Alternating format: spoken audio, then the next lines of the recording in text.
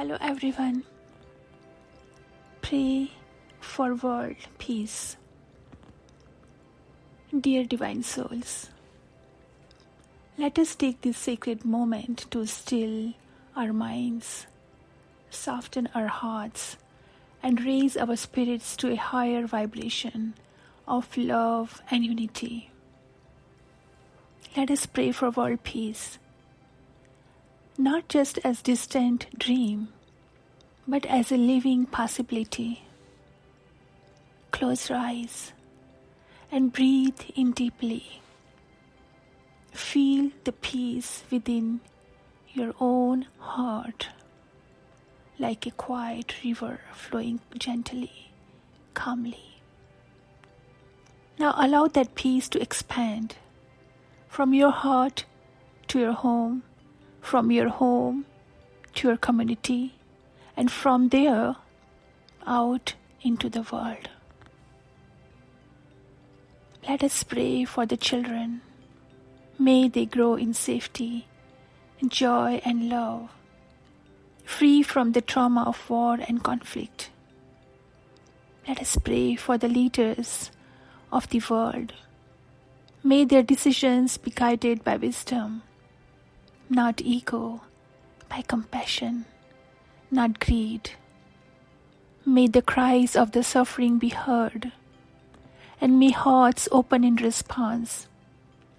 Let us pray for the earth, our beautiful, generous planet. May her forests, rivers, skies, and creatures be treated with the love and care they so deserve.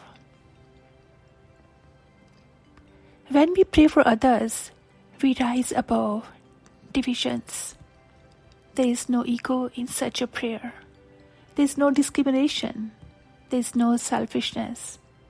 In praying for others, we become instruments of divine love.